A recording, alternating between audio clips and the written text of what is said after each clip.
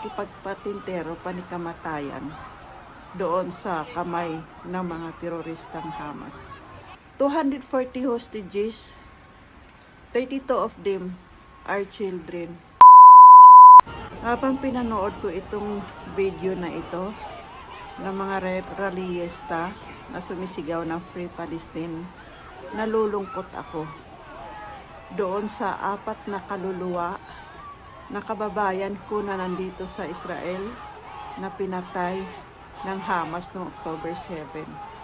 At mayroon pa tayong 2 kababayan ngayon na nakipagpatintero panikamatayan doon sa kamay ng mga teroristang Hamas. Bakit hindi nyo isisigaw ang free hostage? Bakit? Bakit mas kinakampihan nyo pa yung Hamas?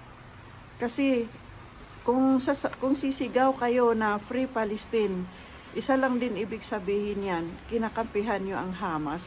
Bakit kinakampihan nyo yung mga rapist?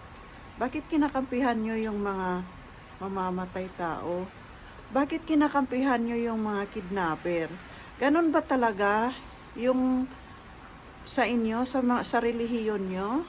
Hindi ko naman nila lahat. Ganon ba talaga kayo? Tingnan nyo ito, itong video na ito. 240 hostages, 32 of them are children. Tingnan nyo.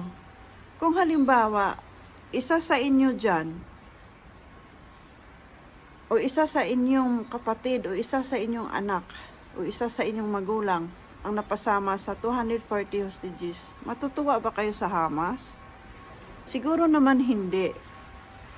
Kasi kabaliwan naman siguro na papabor kayo doon sa mga kidnapper at sa rapist at sa kriminal. Masakit tong video ko para sa inyo. Pero tumindig lang ako sa katotohanan, tumindig lang ako kung alin po yung tama. Ilang beses na ba nag-away ang Israel at Hamas? Sa loob ng 14 years ko dito sa Israel.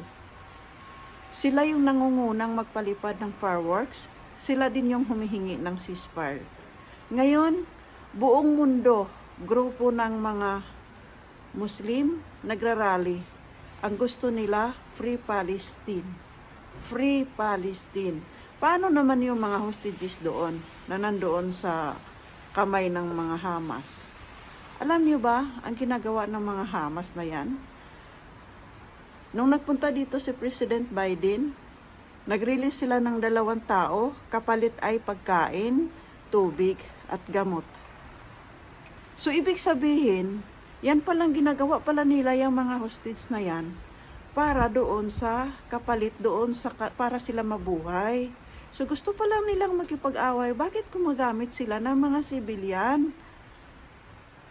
Ang punto ko lang po, kung talagang totoong matapang sila, bakit sila gumagamit ng mga sibilyan?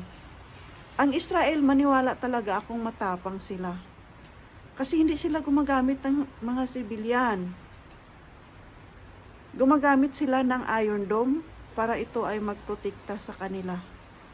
Para protektahan ang kanilang sarili at ang kanilang bansa.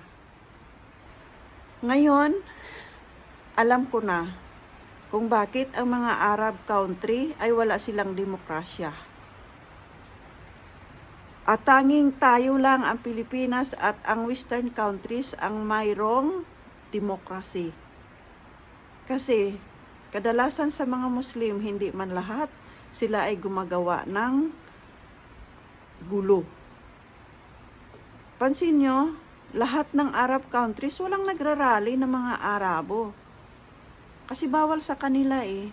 Sana kayong mga nagrarally dyan sa Pilipinas, sana doon kayo sa bansa, leader o yung hari ay kalahi nyo. Tingnan natin kung magagawa nyo pa rin ba yung ginawa nyong gulo dyan sa Pilipinas.